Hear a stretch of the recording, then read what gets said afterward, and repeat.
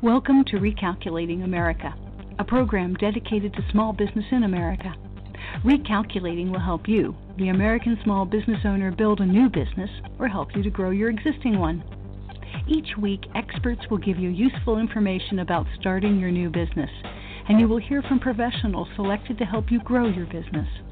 Your hosts are Don Mazzella and Dan Perkins.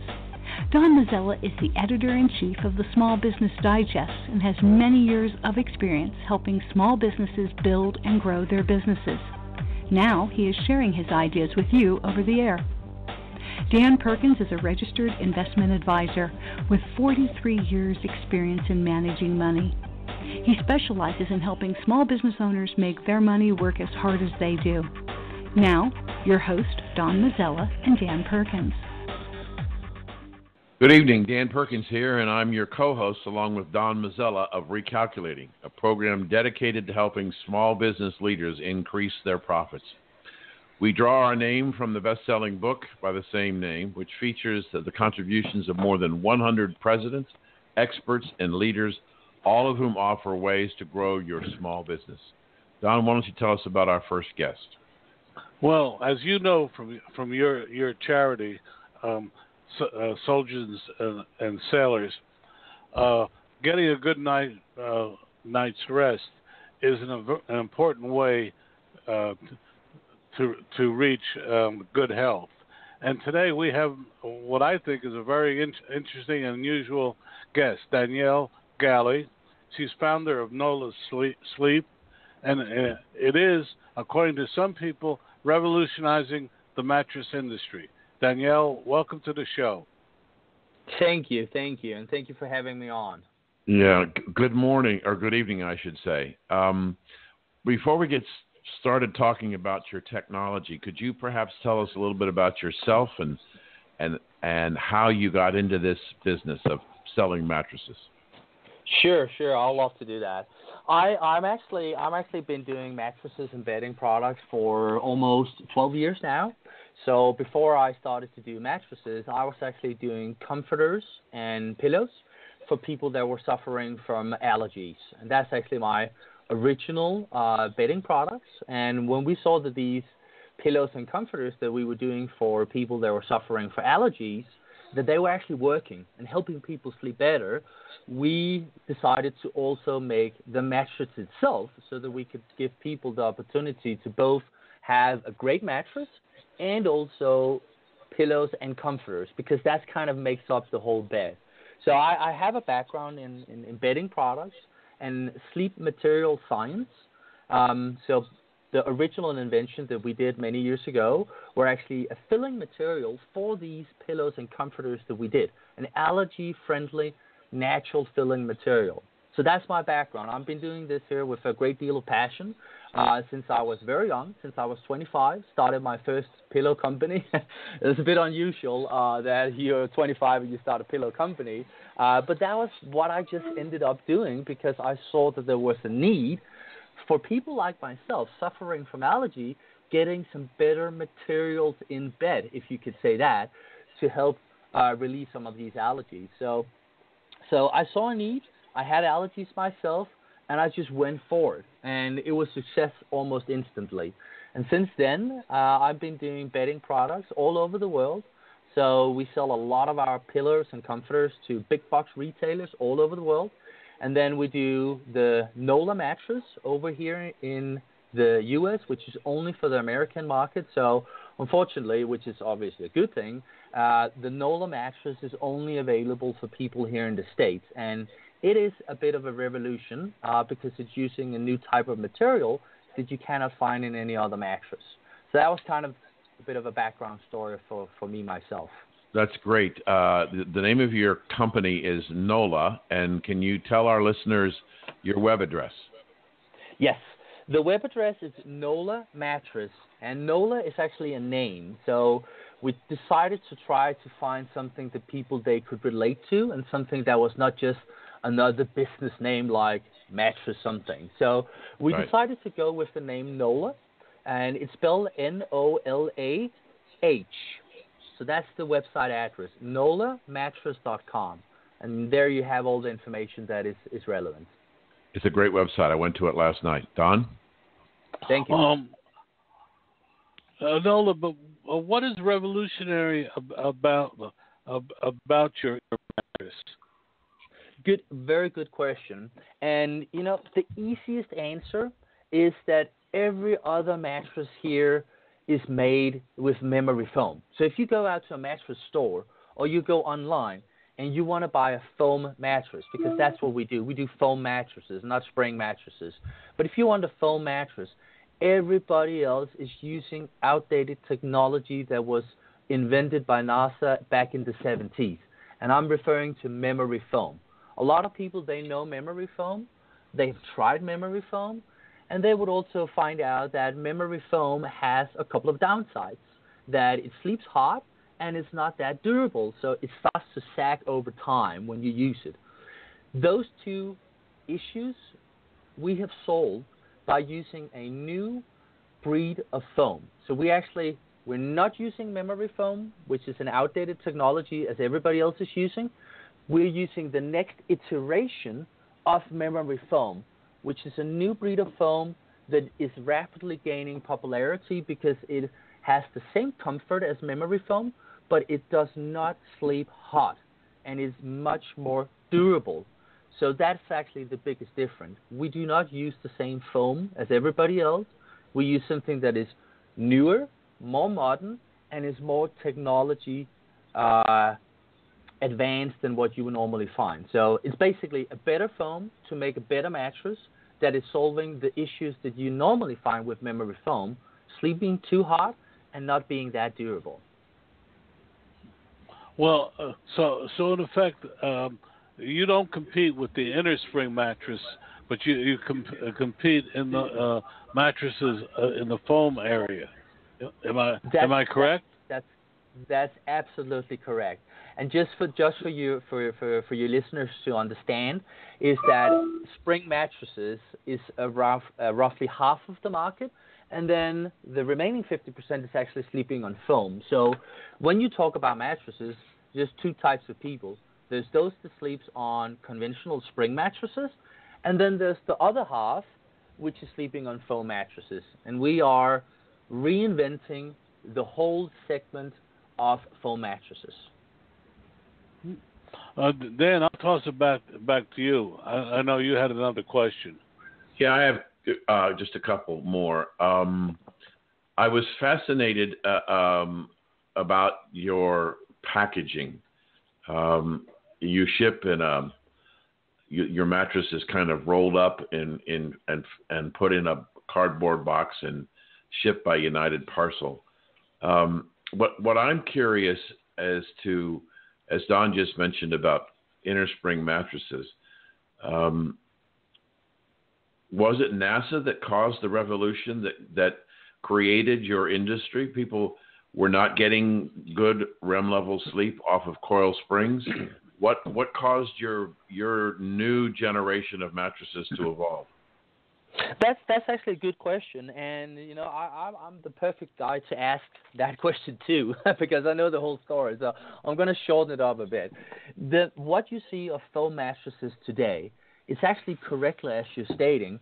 The memory foam that you see today were invented by NASA in the 1970s as a material to mitigate the force of G's. So the G force that the astronauts they were experiencing when they were launching in a rocket. So it's a bit like science, like rocket science actually. But NASA invented a type of foam that they called memory foam to prevent the astronaut being so affected by the G force by launching. So the memory foam that you see today was not invented for sleep. It was invented for a completely other application. But after NASA, they saw, okay, this is actually something new and interesting. They gave it free to the public. And when it was given free to the public in the late 70s, the early 80s, a company out of Sweden actually that were doing foam already for other applications, they took it in and saw that this could actually be a foam used for sleeping applications.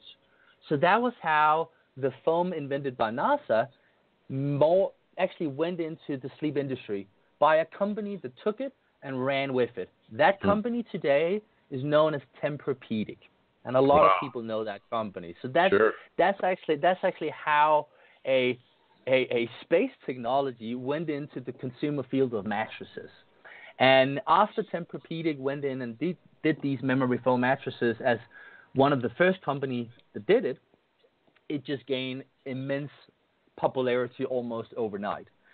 And it has been like that ever since. And the memory foam today, which is very, very similar to exact same technology that were used 40 years ago. And this is why we are saying that we're reinventing the foam and the memory and the foam mattresses, because if you go out and buy a mattress today of memory foam, you're buying outdated technology that hasn't really been reinvented for over 30 years.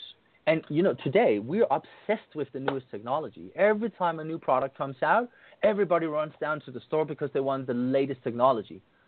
And still, we're buying technology that are decades old for our beds. Right. Personally, if you ask me, I don't think it makes any sense. So that's why when we went into this year and we thought, okay, we're going to make a foam mattress because that's really a great mattress. We said, let's not go the same direction as everybody else. Let's invent something that is better and something that solves the issues that is with memory foam. And that was kind of our motivation, because we could just have done as everybody else, but then we would just be another memory foam mattress in a new sales and marketing package. We didn't want to do that, because everything that we do is something where we try to care for the customer's well-being. So we don't want to sell something that everybody's selling. We want to sell something that people come back to us and say, guys, what you did has actually improved my sleep and my overall well-being. And to do that, we just felt that it was necessary for us to do something new and better. So let me go on to something we briefly touched about in the pre-show, and that is the importance of getting REM level sleep, not only for good restful sleep, but in the case of people with injuries or soldiers or veterans, REM level sleep is where the greatest amount of both psychological and physical healing takes place. Do you think that your new technology helps more people get to REM level sleep and staying there than the old style technology, including coil springs? Yes, I actually do. And the reason why REM sleep is important, as you say yourself, it's where your body restores the most, and it's also where your brain restores itself, so that when you wake up, you feel well rested. I think everybody knows the feeling of waking up in the middle of the night. If you haven't slept well, you don't feel well the day after. And to achieve this REM sleep, which is usually in the second half of the night, so when you go to sleep, you go into deep sleep, where your body is paralyzed. So you're just lying there as a brick. You don't move. That's the deep sleep. After the deep sleep phase has finished, you go into REM sleep. And REM sleep is actually an acronym for rapid eye movement. So that's REM sleep. And the reason why you call it that is because the second half of the sleep, you move around. You're no longer paralyzed. So you move around, you turn sides, you shift your position. So the REM sleep is very active. And there's one notable fact, that if you sleep too hot, meaning that your mattress overheat, or that your bedroom temperature is too high, usually most people, they start to be affected in the REM sleep if they sleep hotter than 75, 76 Fahrenheit. So that's kind of the breaking point. So my point with this here is that our technology helps reduce mattresses overheating. And that is the most common reason for people to wake up during REM sleep and get disrupted during their REM sleep. So the only proven method to actually improve the REM sleep is by reducing the overheating in that phase of the sleep. And that's exactly what our mattress helps to do, because it's made as a temperature-neutral mattress.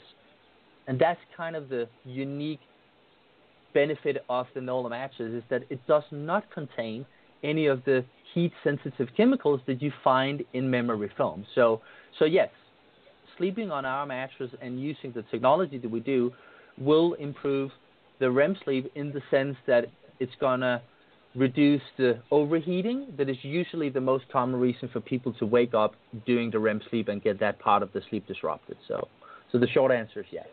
That's terrific. Don? Well, my question is, how did you finance your company? How long has it been in business, and where are you located? That's a really good question as well. We're located out of Denver, Colorado. So everything that we do is done from Denver here in Colorado, and we do the manufacturing across 8 plants. So we have a pretty big manufacturing in place. We don't own the manufacturing ourselves. What we do is that we do the technology, the processes, we do the benefit, so that we make sure that we make product that actually works. So that's kind of how we do that. The funding of the company, and since this is a radio show for small businesses, the funding itself, we're actually funding everything ourselves. This is not our first business. So this time here, we were lucky that we have the comforter and pillow business that we've been doing for more than 10 years to actually fund what we're doing here with the Nolah Mattress. So we're in a special position because we're successful entrepreneurs, successful business owners, so that we're funding everything ourselves. And this time here, we're not taking in any outside funding right now. So yeah, we're in a pretty good position being cash flow positive and able to fund everything ourselves using our own money. Did you say you're outside of Aspen, or where in Colorado are you? In Denver, downtown Denver. So yeah, downtown Denver, right in front of the mountains. Well, then, how do people learn about you? Everything is actually online today. So people learn from us on Facebook, on Google, when they browse, searching for a mattress online. You know, there are review sites that are specialized in reviewing mattresses. So people, pardon? What is the most effective way of getting people to make that final decision to buy? Is it social media? Is it online? Is it your website? What is it that really makes people buy? We can go down a bit in that. But what makes people buy is, first of all, the positioning in the market. So people buy our mattress because of one simple fact. It's not memory foam like everybody else. People really like that because most people that are buying a foam mattress, they're not coming from a spring mattress. There are actually people that already sleep on foam. So they have already made the decision that they want to sleep on foam. So they're probably sleeping on foam mattresses already. So as soon as you tell them that this is not memory foam, they say, wow, okay, that's good. Let me listen more. So that's the first important thing. The market position and the communication needs to be very clear so people understand how it's different and how it's better. When that is communicated to people on Facebook and Google and those review sites that we work with online, it's what we call the remarketing that actually makes people convert from just people that browse around the site to people that actually makes a purchase. And for those of you listening that is unfamiliar with retargeting or something, or sometimes called remarketing, it's basically that we serve ads online on Facebook, on Google, and all the big news sites that is out there that people read anyway, where we kind of tell people, hey, you already been on our site. Did you know that the mattress can also do this and this and this? If not, come back and have a look again. So we're constantly pulling people back to our website to make sure that they get all the information that they need to make a decision, but that we don't give all the information in one go because it's going to be too much. So to answer a question that I know a lot of small business owners, they want to know, how many times do you talk to one of these customers? How many times do you engage them online before they make a purchase? And the answer to that is roughly 5 to 7 times. So that means that from the time a person sees Nolah first time online until they actually make a purchase, they usually been in contact with us through an ad on Facebook, through a ad on Google, or they have contacted us, or they've been on the website 5 to 7 times. When they've been engaged with us at that level, that's when they convert into a customer that makes a purchase. Dan?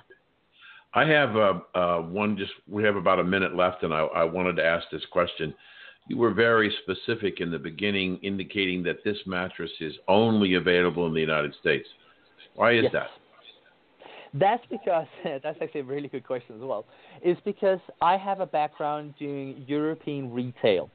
And in Europe, when you sell to all the big box retailers, you have to deal with 26 different countries and markets. In the U.S., we can make one mattress that fits all 50 states because it's the same regulation, it's the same mattress sizes. So that's why we made one mattress for the U.S. market, and that's easier for us to manage than, for example, managing 50 different sizes of mattresses as we do for other regions of the world. So the Nolah mattress is a U.S.-specific market. It's made in the U.S. 100%, and everything that is done with the Nolah mattress is for U.S. only. It's American-made, and we're very proud to support U.S. jobs. So that's actually why. We wanted to make it a 100% to the bone and with the heart U.S. mattress. Terrific. Well, thank you so much for being with us today. Give your website one more time. We'll put it on our website with a link to there, but just tell our listeners today if they decide they want to go and look it up right now. What's the website? Sure. The website is Nolah Matress, so it's NolahMattress.com. And Nolah is spelled N-O-L-A-H, mattress. And it's just one word, NolahMattress.com. Everything is there for you to check out. Danielle, Dan, Yep. could I just ask one more question, which Sure. Just came across my my computer from a listener. Do you just have one size? Are you twins? Are you a regular size, queen, king? What are the sizes of your mattresses? We have all standard sizes, so you can get the twin XL, the full, the queen, the king, and we even have the big Cal King mattress. So any standard U.S. mattress size. Well, let me just ask one more quick question. You can actually ship a king-size mattress via UPS? Yes, it's pretty amazing. Well, yeah, we can. We're using a very innovative technology to compress the mattress, roll it up, and we put it in a box. So, and then we ship it out. It's pretty amazing because when you open the box and you roll out the mattress, it poofs up. It literally sucks in air, and then it becomes full size on your bed. It's pretty amazing to watch. Well, that's truly amazing. I'm sorry, Dan. The email came across the desk. Danielle, your site again? Yes. When you sign off. Sure. It's called Nolah Matress, N-O-L-A-H, mattress.com. Well, thank you for joining us, and good luck with your business. And we'll talk off the air about how we can help some soldiers. So thank you for joining us, Danielle. Thank you for inviting me, and have a good day, and wish you all the best. Thank you. Dan, I'm going to interrupt you and ask you, since we're on the subject of sleep, and since it's so dear to your heart, will you tell our audience a little bit about your philanthropy and what you're doing? Because you've had a couple of milestones recently, and I just think they should know a little bit more of what's going on. We have a foundation that my wife and I established about a little over 2 years ago called Songs and Stories for Soldiers. And the website is songsandstoriesforsoldiers.us. We have been working in the area of helping veterans in 63 facilities across the United States, whether they be hospitals, homeless shelters, outpatients, whatever it is. Deal with the post-traumatic stress disorder, and the implications, first and foremost, is through sleep deprivation, meaning they don't get to REM level sleep, or they're not at REM level sleep long enough to recharge the body. and that leads to deterioration of the thinking process and leads to suicide in some cases. The suicide rate for male veterans is about 4 times their contemporaries in the private sector, and the most astonishing number is that female veterans have a suicide rate 12 times their contemporaries. We have about 2.1 million female veterans in the United States, and the VA is telling us, as best they can determine, there may be as many as 600,000 women with PTSD. So when our guest was talking about getting to REM sleep and dealing with temperature, my ears perked up, because we're always looking for anything that can help the soldier veteran get a better quality of sleep. So we'll look at and talk with him after the show to see what we might be able to do to help at least get his research out and let other people know what's going on to try and help more and more soldiers. As I said, we crossed 63 facilities, and we now have over 11,000 MP3 players that have been distributed. That has a couple of novels, but most importantly, it has an 8-hour custom-designed sleep audio designed to try and help the soldier get to REM level sleep. And we get about 30 to 32,000 hits a month on our website. So we're doing our best to try and help those who've given up so much for us. And I'm excited about this Nolah mattress concept. Don't let hackers get your data. Email is insecure and can't handle large files. Instead, use Biscom's Secure File Transfer product. Military-grade security that's as easy to use as email, and it can handle attachments of any size.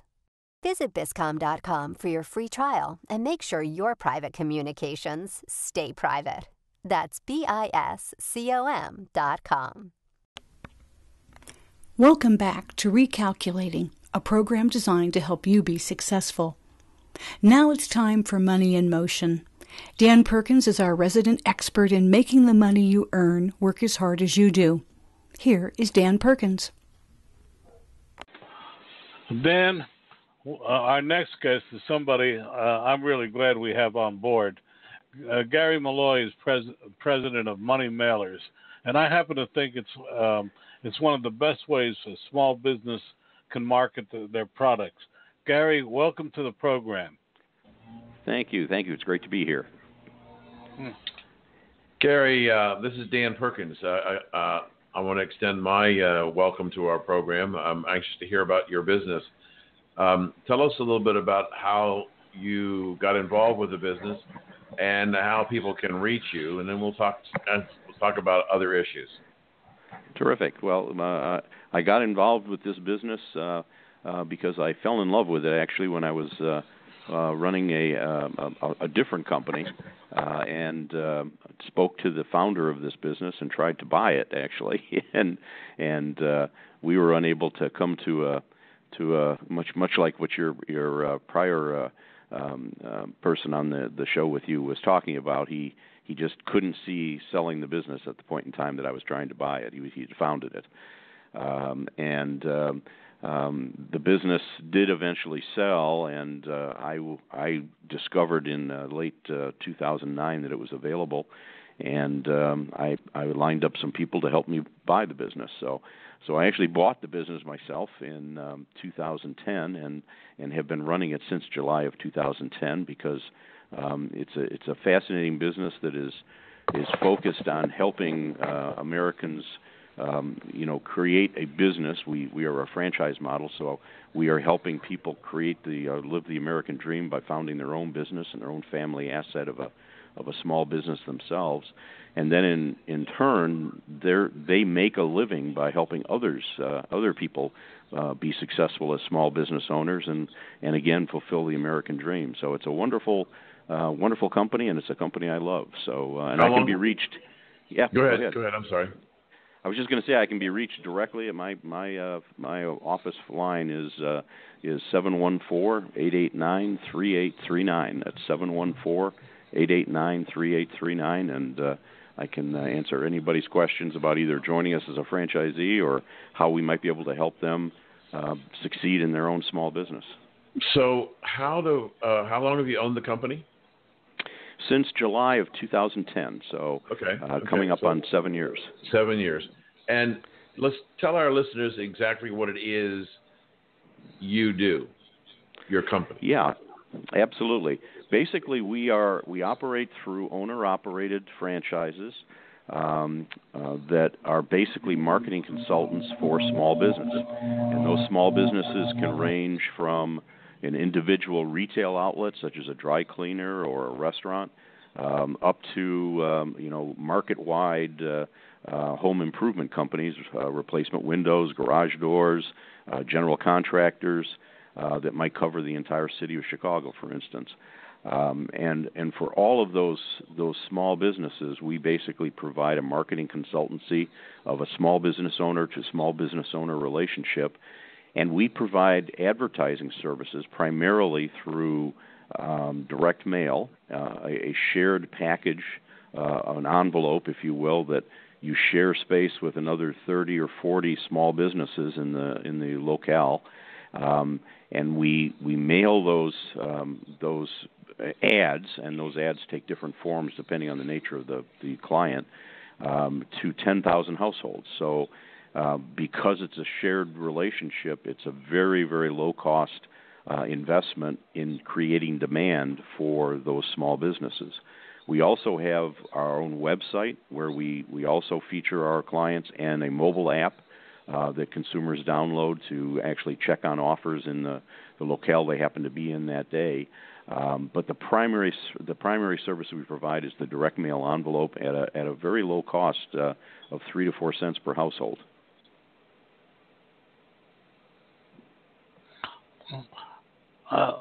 I'm sitting here listening. I happen to I have a student of mine, an ex-student of mine, that was a Money Mailer franchisor for many years, who now happily retired, and he retired before I did, ironically. And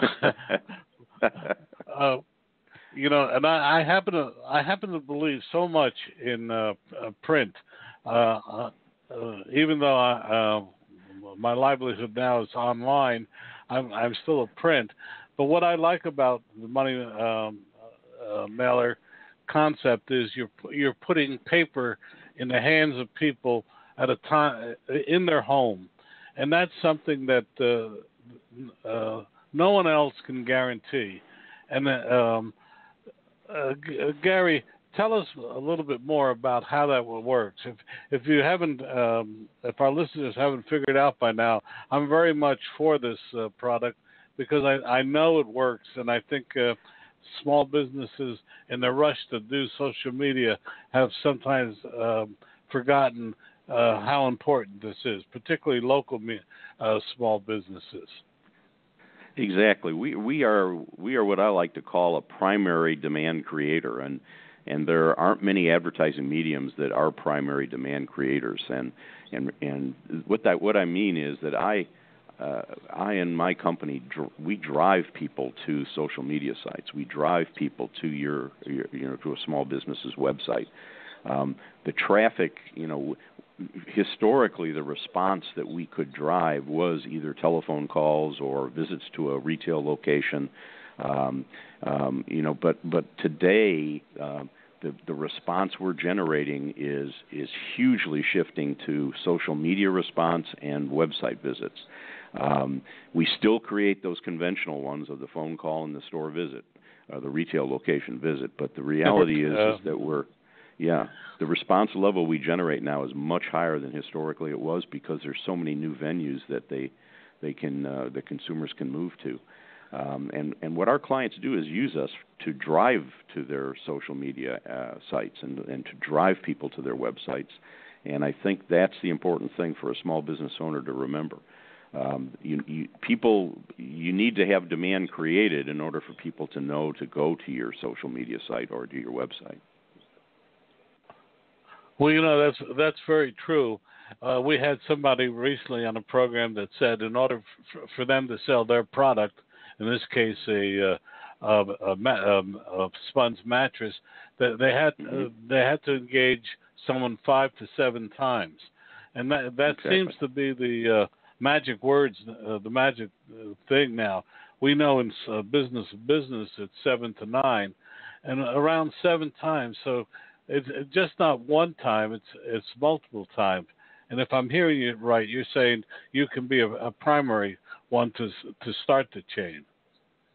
Exactly, and the reality is that our small business clients realize that a single ad is not really what their commitment is to our product. Our product works, as you're saying, on having a frequency of 3 or 4 times in a call to action. We see response, for instance, for our small businesses from an ad that will have run in March. A consumer will actually take action on it in June and July, and we know that through call tracking and URL tracking and so forth. We know when they take the response and from what ad they are actually taking the response.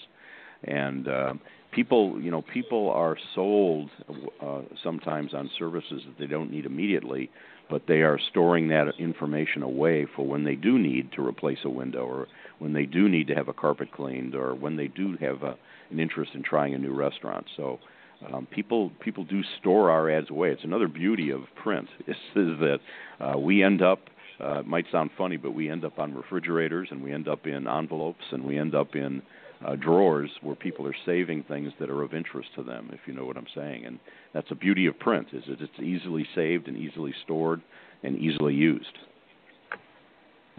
So, Gary, what is the economics in a franchisee? How do they make money, and how much money can they make? Well, franchisees, make a variety of income levels depending on how large the territory is they want to work and how hard they want to work. And so we have people that range in their gross profits, if you will, from anywhere from $75,000 to $100,000 up to people that are making $500,000 a year. And again, it depends on the motivation and the perseverance and so forth, and also the length of time they've been doing it. We have franchisees that are joining us today. We're growing pretty rapidly right now at a clip of 10 to 20% a year in numbers of franchisees. But we've had franchisees that have been with us for 25, 30, 35 years. And obviously that experience level also contributes to a more aggressive business style. Franchisees make, they make a living by actually consulting and developing long-term business relationships with other small business operators. And the beauty of our system and the uniqueness of it, because there aren't other national companies like ours that provide a very cost-efficient process designed to have a small business operator working with a small business owner. And that owner-to-owner relationship is one of the things that sets us apart, and actually gives us a much greater credibility, I think, with the client small business operator, because they're dealing with another local small business person. If I understand your business model correctly, and I may not, but I might, the franchisee is responsible for establishing relationships in their local community or franchise territory, and creating relationships where they have people that give them an opportunity to put their story in the packet. Exactly. And then everything else from there is pretty much a turnkey operation. The small business owner that's the client basically has to do very little other than agree to what the terms of the ad are that they want to run. It can be an offer, it can be a coupon, or it can be simply an informational piece about the service or product they provide. And then the franchisee will work with us to design an ad. The small business owner will approve the ad. Everything else is handled for them. We help them design the area, the physical geographic profile that is optimum for them based upon data. So we target the most affluent households in neighborhoods around that business, and we help them decide which areas of the geography, in fact, have the greatest propensity to buy that particular product or service. So we help them target the most opportune households, and we do all of that, like I said, for around 3 or 4 cents a household. It's a very economical way to reach a key target audience, and it's simple. It's very simple and turnkey. Don? What are the types of stores or local businesses that you found have been most effective using money mailers? Yeah, absolutely. Our the highest consumer interest category we have in our envelope are restaurants, but we have everything from entertainment, which can be anything from bowling alleys and miniature golf, to theaters, movie theaters, dry cleaners, nail salons, hair salons, automotive services, home improvement companies such as replacement windows, general contractors, carpet cleaning, landscaping and handyman services. So a huge variety of local businesses. And again, part of the beauty of being in our envelope is that the client is in almost a shopping center, if you will, that a consumer is perusing, because they know that we contain all of this local content, and that if they don't look, they're passing on savings opportunities in their own local neighborhood. Most consumers are only going to drive 3 or 4 miles to conduct their family business, whether that's a restaurant or go to a dry cleaner or go to a food store or whatever. And we're known to consumers. We're red, white, and blue, and they perceive that to mean that we support local business, which we do. And when we have a 95% open rate as a result, when we arrive in the household, we are a valued shopping center, if you will, of offers and information. Well, what types of offers work? I mean, a free dessert, a free appetizer, dollar amounts. What are some of the things that work in your offerings? Yeah, one of the interesting things is that obviously we've compiled across the United States for every category that we do business in, what kind of offers actually are the most successful, and so we can actually provide that information on a very specific basis for every individual kind of client, small business operator that we speak with. And what we find in general is that consumers need to see the clear value of the offer, so that it's best to express things in terms of absolutes, in terms of dollars, as opposed to percentages. Percentages are only good if you know what the basis for the cost is, so that 10% off assumes that they know what the value is that they're going to be paying, which they don't. And but $10 off is a much more meaningful and a stronger statement. So we recommend that if you're going to make an offer of some kind to a consumer, that it be as specific in terms of dollar value as possible.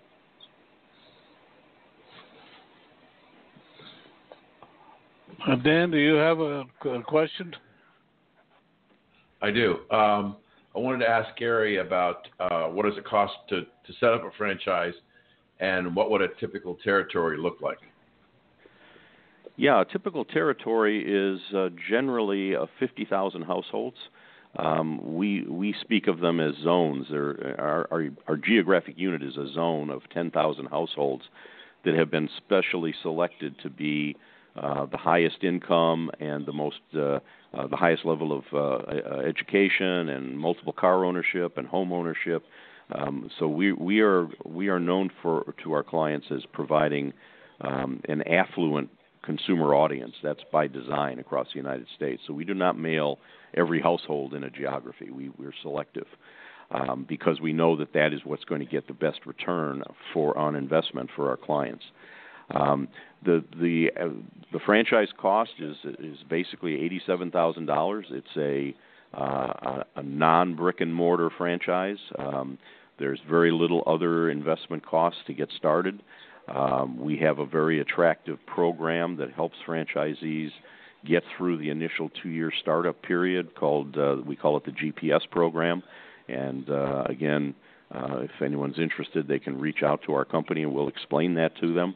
It's very innovative and very unique in the franchise industry. But we are a low-investment franchise that is basically owner-operated and operated out of a home. So the investment is low, and the potential earnings are strong. Gary, it appears that and maybe I'm oversimplifying what's going on, but it sounds like that the franchisee is responsible for attracting and servicing the client relationships. Yet your company provides all of the paper, the mailing, the packaging, and the creative. Does the franchisee pay a fee for that too? Yes, the franchisee will pay a cost for fulfilling their mailing. That includes the cost of the individual ads that they do, the cost of postage, obviously, for the postal delivery of the envelope itself. They pay some additional costs for insertion of the ads into the envelope and for creative, for targeting. But it's all packaged and very clear, if you will, from an overhead standpoint as to what the cost of each mailing is. Their responsibility, frankly, is to develop and acquire a client base that they service and advise. And what we do is we provide them the help to execute the program to make that worry-free, if you will, so that basically, we execute for both the client and the franchisee the program in a consistent, high-quality way and a timely way. When we promise the date, we deliver the package on that date to the households of the consumers, and it's an easy system to be a part of. Do you find that the companies that sign up with your franchisee have good retention capabilities? Yes. No, we have very long-term relationships with most of our franchisees. Have people that they've worked with for, if they've been in business 25 years, they have clients that have been with them 20, 25 years. And some of them return on a seasonal basis. As I said, some of our businesses are landscapers that might be only in the spring and early summer each year, but they are there part of the year and not all year. Some people are there every single mailing throughout the year. And so it varies. Some people come in and out a bit. Some small business operators kind of do their marketing, if you will, on a sporadic basis as opposed to a year-round basis that larger companies might do. And we have relationships of all kinds with small businesses, and it's I just talked to a franchisee the other day that just rekindled a relationship with someone that had been a client 8 years ago and had wandered off and not done business with them for a while, and he called them up one day and just said, "Hey, I'm still here.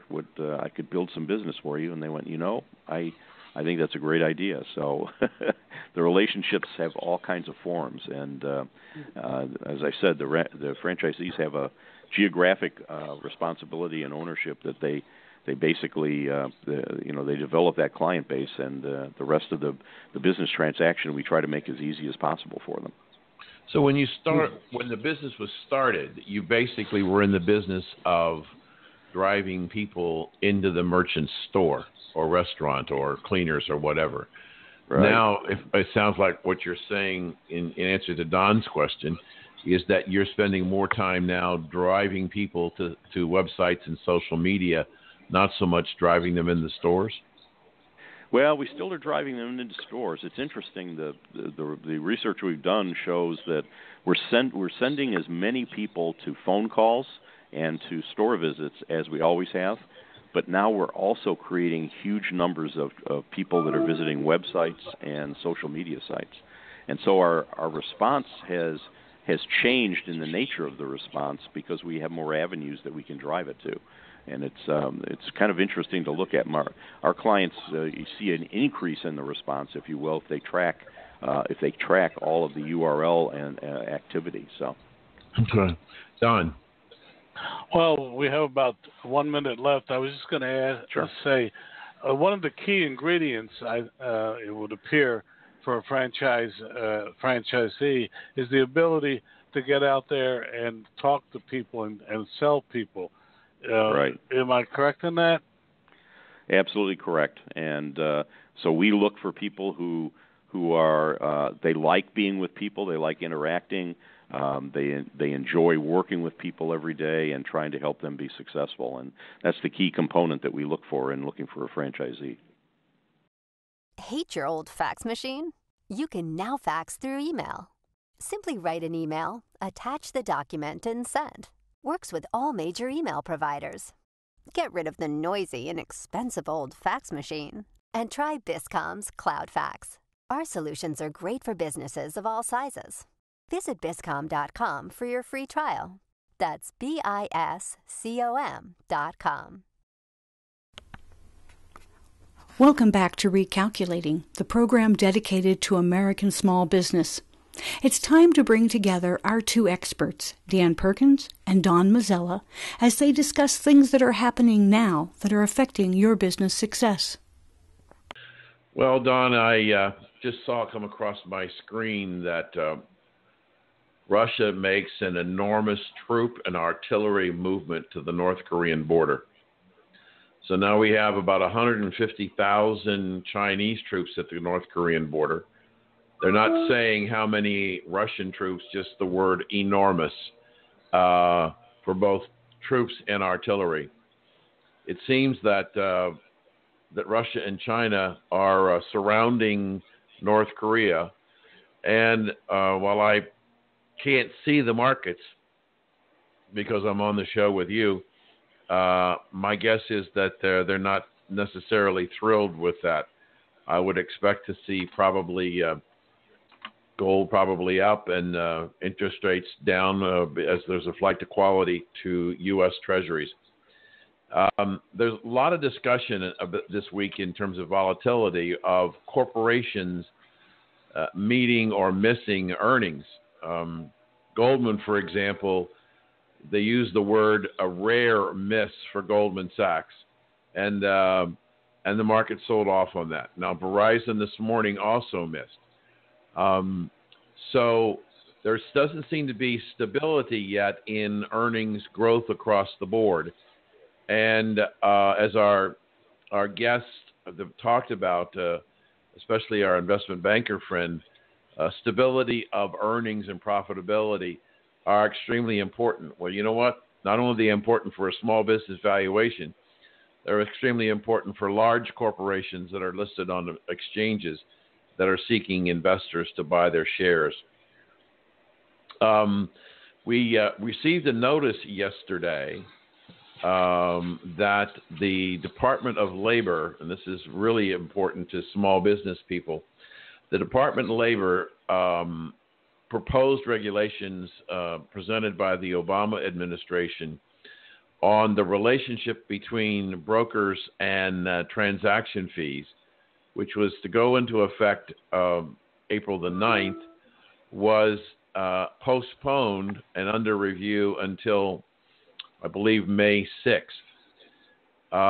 But what I'm hearing on the street is, regardless of the outcome of the review on the part of the Department of Labor, there is a great possibility that many of the Main Street, Wall Street brokerage firms are going to force their retirement account clients into a fee-based model, which instead of charging commission per transaction, will charge an asset management fee equal to the amount of commissions that may have been paid over the previous 24 months, and that will be charged on a monthly basis.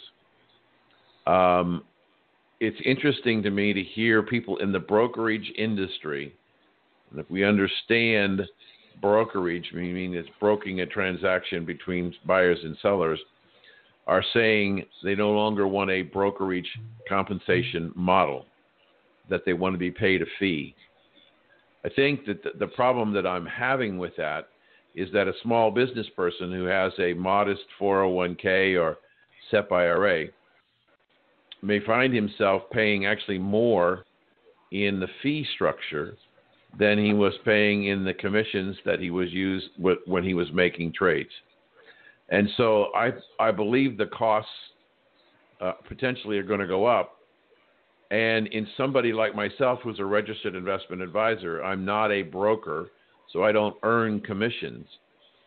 It really puts pressure on my clients to focus on transaction costs, when what's more important is not so much how much you paid for something, but what is it that you're buying. Now, I understand, having been on Wall Street for 40 plus years, there are people out there who churn and burn and sell people inappropriate investments, and that's not only true of Wall Street, but we just saw Wells Fargo go through a major problem of false accounts and trying to earn compensation. What concerns me is that we've got the federal government trying to decide what the relationship will be between a customer and the professional that they want to hire. I think that's really a bad thing. But I think from what I'm hearing yesterday, regardless of how the Department of Labor is going to rule in May, we're going to see more and more firms go to an advisory fee and eliminate, quote, the transaction. And they're not really eliminating, they're just recasting it as a different structure.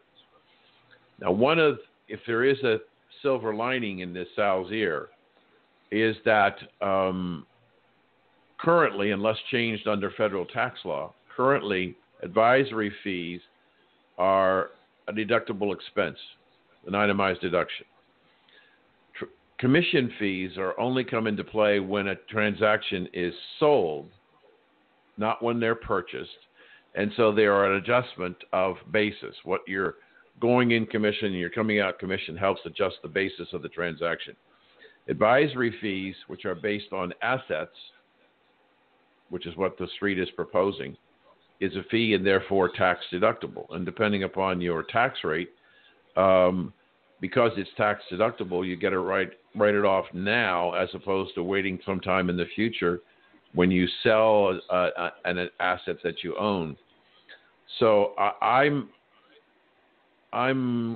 cautiously concerned about how this is going to change, and I'm not sure that you may not see a revolution of a lot of retirement account customers moving to companies like TD Ameritrade and Charles Schwab and other brokerage firms who are not in the business of selling packaged products, but are in the business of execution.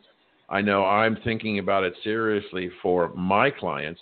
What am I going to do if, in fact, regardless of how the Department of Labor turns out, because I have money in brokerage accounts all over the street, what am I going to do? Am I going to move these accounts to a broker that basically is in the transaction business? And that has pluses and minuses. And I'm concerned about how it will impact my ability to do business, my ability to get the things that I want from my clients. And there's no perfect advisor, no perfect broker, but I think when you change the basic fundamentals of how the business works, you're going to create problems. And I think while it may be cracked, it isn't totally broken, and there are things that can be done to make it safer for the American consumer. But it's a big change that could be coming in the next couple of months, and I'm watching it very carefully. And as I get any other information, I'll certainly update people on our show. Welcome back to Recalculating, a program designed to help you be successful. Now it's time for Money in Motion. Dan Perkins is our resident expert in making the money you earn work as hard as you do. Here is Dan Perkins. So that's all I've got for now, and it's we got less than a minute to go. So I'm Dan Perkins. This is Don Mazzella. So glad you can join us. It's been a fascinating show today, and our next one I think people are gonna like even more. Thank you, and we'll see you next week. Thank you for joining us on Recalculating. We hope the information you received on today's show was helpful to you in starting and growing your business. Please go to our website, recalculating.biz, for past shows and special offers. And until next time, remember, if you grow, we grow. Join us next week for more helpful ideas to make your business a great success.